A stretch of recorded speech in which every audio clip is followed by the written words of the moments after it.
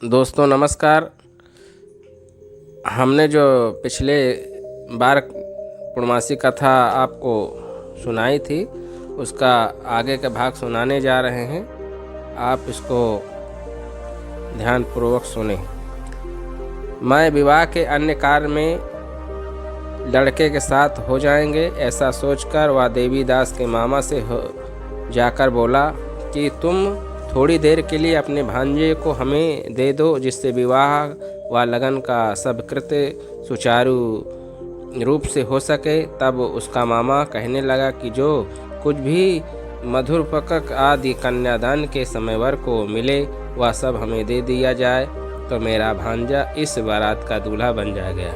यह बात वर के पिता के स्वीकार कर लेने पर उसने अपना भांजा वर करने को भेज दिया और उसके साथ सब विवाह कार्य रात्रि में विधिपूर्वक संपन्न हो गया। पत्नी के साथ वह भोजन न कर सका और अपने मन में सोचने लगा कि न जाने यह किसकी स्त्री होगी। वह एकांत में इसी सोच में गर्म निश्वास छोड़ने लगा तथा उसकी आंखों में आंसू भी आ गए। तब वधू से पूछा कि क्या बात है, आप इतनी उदासीन व दुखी क्यों हो रहे हैं। तब उसने सब बातें जो वर के पिता व उसके मामा में हुई थी उसको बतला दी। तब कन्या कहने लगी कि यह ब्रह्म विवाह के विपरीत कैसे हो सकता है। देव ब्राह्मण और अग्नि के सामने मैंने आप ही अपना पति बनाया है, इसलिए आप ही मेरे पति हैं। मैं आपकी ही पत्नी रहूँगी, किसी अन्य की कदापि नहीं।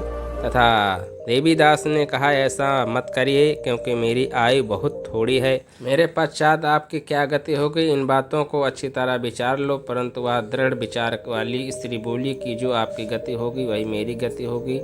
हे स्वामी, आप उठिए और भोजन करिए, आप निश्चय भूखे होंगे। इसके बाद देवीदास और उसकी पत्नी दोनों ने भोजन किया। तब शेष रात्रि भी वह सोते रहे। प्रातःकाल 4 बजे देवीदास ने भी पत्नी को 3 नगों से जड़ी हुई एक अंगूठी दी, एक रुमाल दिया और बोला, हे प्रिय, इसे ले लो और संकेत समझकर स्तरचित हो जाओ। मेरा मरण और जीवन जानने के लिए एक पूर्ण वाटिका बना लो, उसमें सुगंधित वाली एक नव मल्लिका लगा लो, उसको प्रतिदिन जल से सींचा करो और आनंद के साथ खेलो कूद तथा उत्सव मनाओ। जिस समय और दिन मेरा प्राण तो होगा ये फूल सूख जाएंगे और जब ये फिर हरे हो जाएं तो जान लेना कि मैं जीवित हूँ। यह बात निश्चय करके समझ लेना, इसमें कोई संशय नहीं है। यह समझकर वह चला गया।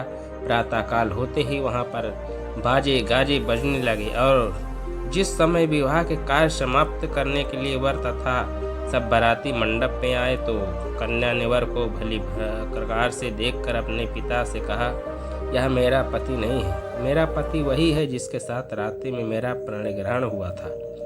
इसके साथ मेरा विवाह नहीं हुआ है। यदि वह वही है तो बताइए कि मैंने इसको क्या दिया। मधुरपक और कन्यादान के समय जो मैंने भूषणादि दिए थे उन्हें दिखाएं तथा रात में मैंने क्या गुप्त बातें की थी वह सब सुनाए।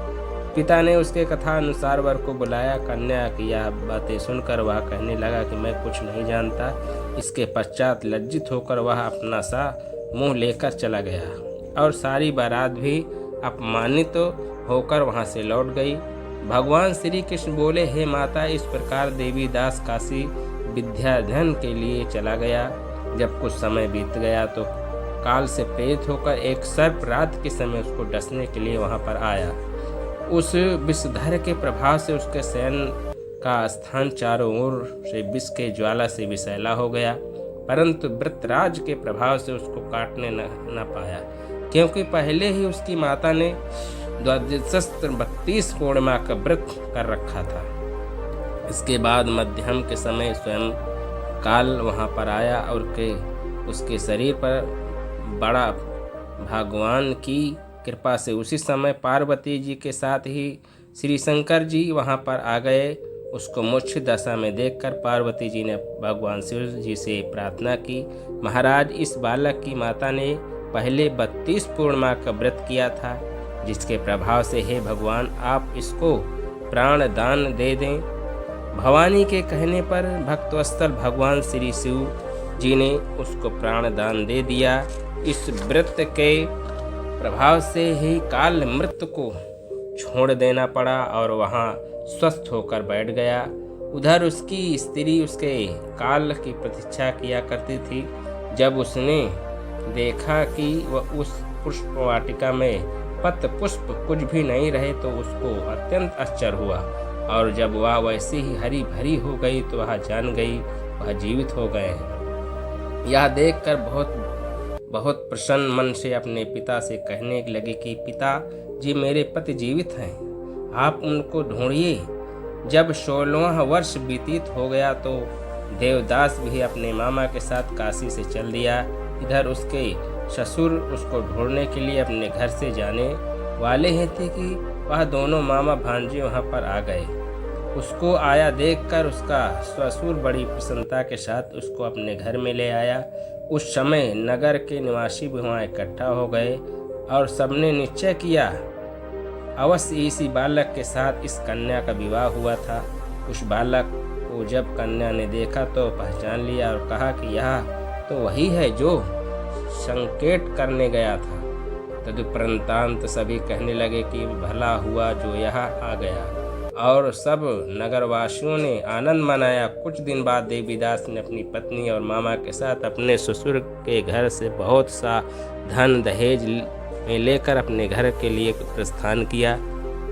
जब वह अपने गांव के निकट आ गया तो कई लोगों ने उसको देखकर उसके माता पिता को पहले ही जाकर खबर दे दी कि तुम्हारा पुत्र देवीदास अपनी पत्नी और मामा के सहित आ रहा है। ऐसा समाचार सुनकर पहले ही तो उन्हें विश्वास ही नहीं हुआ, किंतु जब और लोगों ने भी उनकी बात का समर्थन किया तो उसको बड़ा आश्चर्य हुआ। लेकिन थोड़ी देर में देवीदास ने आकर अपने माता पिता के चरणों में अपना सिर रखकर प्रणाम किया, और उसकी पत्नी ने अपने सास ससुर के चरणों को स्पर्श किया तो माता पिता ने अपने पुत्र और पुत्रवधू को अपने हृदय से लगा लिया और दोनों आँखों से प्रेमाश्रु बहा चले। अपने पुत्र और पुत्रवधू के आने की खुशी में धनेश्वर ने बड़ा भारी उत्सव किया और ब्राह्मणों को बहुत सी दान दक्षिणा देकर प्रसन्न किया। श्री कृष्ण जी कहने लगे कि इस प्रकार धनेश्वर 32 पूर्णिमाओं को व्रत के प्रभाव से पुत्रवान हो गया। जो भी स्त्रियां इस व्रत को करती हैं वे जन्म जन्मांतर में वैभव का दुख नहीं भोगती और सदैव सौभाग्यवती रहती हैं। यह मेरा वचन है, इसमें कोई संदेह नहीं। मानना यह व्रत पुत्र पौत्रों को देने वाला तथा संपूर्ण मनोकामनाओं को पूर्ण करने वाला है। 32 पूर्णिमाओं के व्रत करने से वृत्ति की सब इच्छाएं भगवान शिव जी की कृपा से पूर्ण हो जाती हैं और भादों या पौष को छोड़ देना चाहिए। इसके प्रत्येक पूर्णमासी को शिव और पार्वती जी की संस्कृत रीत से इसकी पूजन करना चाहिए। हमारी कथा दोस्तों, हमारी ये पूर्णमासी व्रत कथा आपको पसंद आई हो तो वीडियो को लाइक करके चैनल को सब्सक्राइब करें, और इसी तरह हम आपको अच्छी से अच्छी कथा सुनाते रहेंगे। धन्यवाद।